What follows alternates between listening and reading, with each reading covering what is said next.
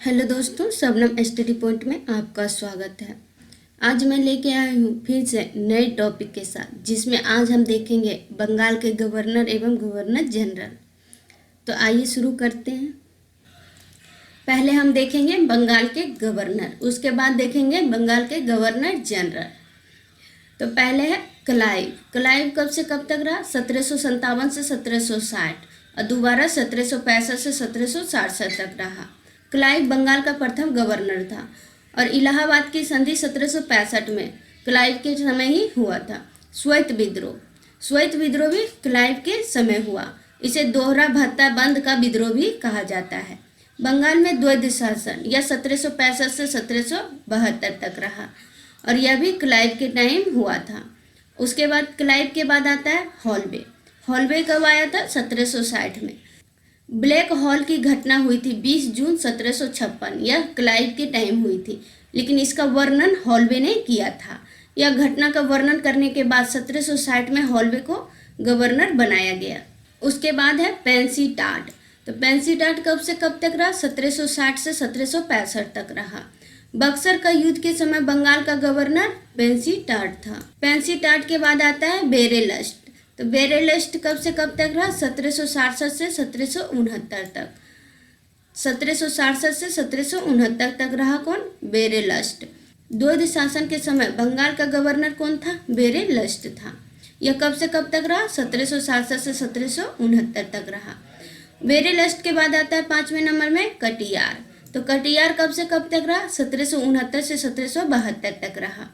बंगाल में अकाल पड़ा था कब? 1760 में। उस समय बंगाल का गवर्नर कटियार था। कौन था? कटियार बंगाल के गवर्नर था जब 1760 में अकाल पड़ा था।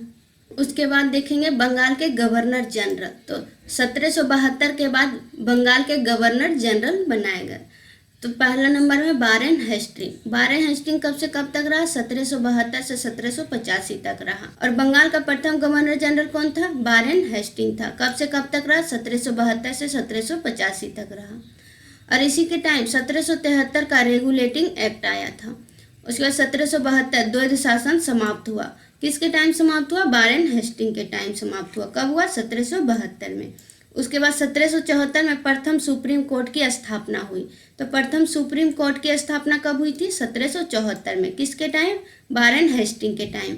उसके बाद वारेन हेस्टिंग के बाद आया कॉर्नवालिस। दूसरे नंबर में कौन आया? कॉर्नवालिस। कब से कब तक रहा? 1786 से 1793 तक रहा। और सिविल सेवा का जन्मदाता किसे माना जाता है? कॉर्नवालिस को माना जाता है सिविल सेवा का जन्मदाता।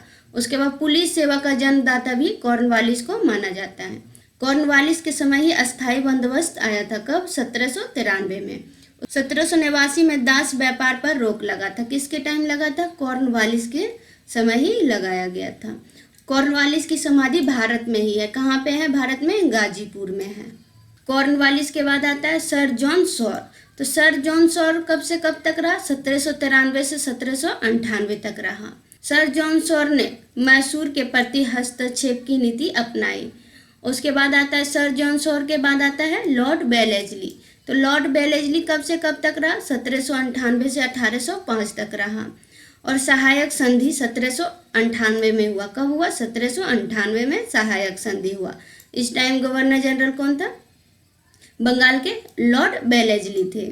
लॉर्ड बेलेजली के टाइम ही पोर्ट विलियम कॉलेज कोलकाता में स्थापित हुआ। कब हुआ? 1800 ईस्वी में हुआ था। कब हुआ था? 1800 ईस्वी में। लॉर्ड बेलेजली के बाद आता है सर जॉर्ज वार्ले। कब आया? 1805 में। इसने उतना कुछ नहीं किया। उसके बाद आता है लॉर्ड मिंटो। तो लॉर्ड मिंटो कब से कब तक रहा? 1807 से 1813। लॉर्ड मिंटो के समय ही रंजीत सिंह के सहायक अमृत संधि हुई थी। कब हुई थी? यह 1809 ईस्वी में हुई। किसके टाइम हुआ था? लॉर्ड मिंटो के टाइम हुआ था। लॉर्ड मिंटो के बाद आता है लॉर्ड हेस्टिंग। तो लॉर्ड हेस्टिंग कब से कब तक रहा? 1813 से 1823 तक। नेपाल से युद्ध कब से कब तक हुआ? 1814 से 16 तक हुआ। किसके टाइम हुआ? लॉर्ड हेस्टिंग के टाइम हुआ था। और लॉर्ड हेस्टिंग के टाइम ही संगोली की संधि हुआ। यह कब हुआ? 1816 में हुआ। अब पिंडारियों का दमन भी लॉर्ड हेस्टिंग के टाइम ही हुआ था।